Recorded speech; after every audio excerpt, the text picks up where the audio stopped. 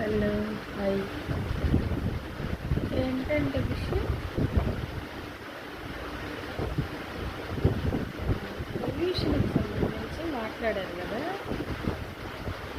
Pollution ఎలా control చేస్తారు? ప్లాస్టిక్ని covers తీసేయాలని పెట్టారు, తీసేసారా? తీసేనే లేదు. ఆ కవర్స్ కూడా వాడుతున్నారు. కూరగాయలకి నైట్ బజార్కి వెళ్ళినప్పుడు కవర్స్ వాడుతూనే ఉన్నారా? ప్లాస్టిక్ వాడతారా? ప్లాస్టిక్ బాటిల్స్ ఎప్పుడు తీసేశారు? ఆ బ్యానర్స్ పెడతానే ఉన్నారా? అవన్నీ తీసేయాలంటే ఒక ప్రత్యేకమైన ప్రణాళిక ఏర్పాటు చేయాల్సిందే పవన్ సార్ అన్న. అంతేగాని అప్పుడు తీసేయాలి. ఫైన్ వేయాలన్నమాట. ప్లాస్టిక్ వండిన వాళ్ళకి, అమ్మిన వాళ్ళకి, ఈ బాటిల్స్, ప్లాస్టిక్ బాటిల్స్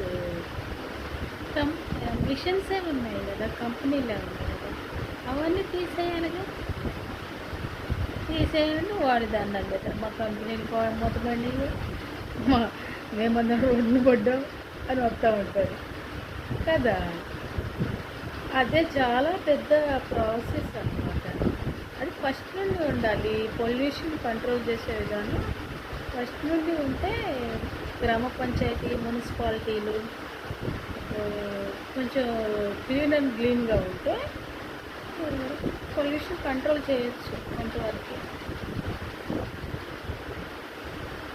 కంట్రోల్ చేయొచ్చు.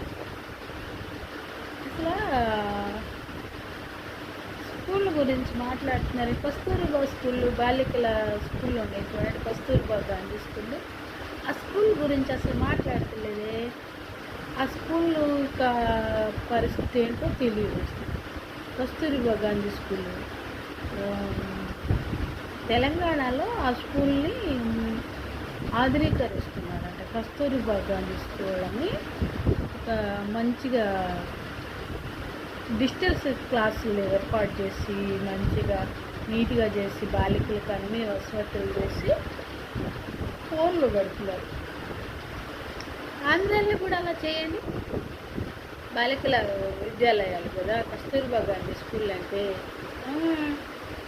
ఆంధ్రాలో కూడా చేయండి. సిస్టర్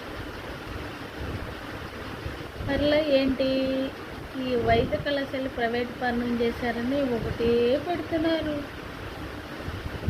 ప్రైవేట్ పరం చేసిన మాత్రం ఏమవుతుంది? సీట్ వచ్చిన వాళ్ళకే కదా కాలేజీలు వచ్చేది, సీట్ వచ్చేది. నీట్లో రాసిన వాళ్ళకే కదా మంచి సీట్ వచ్చిన వాళ్ళకే కదా సీట్ వచ్చే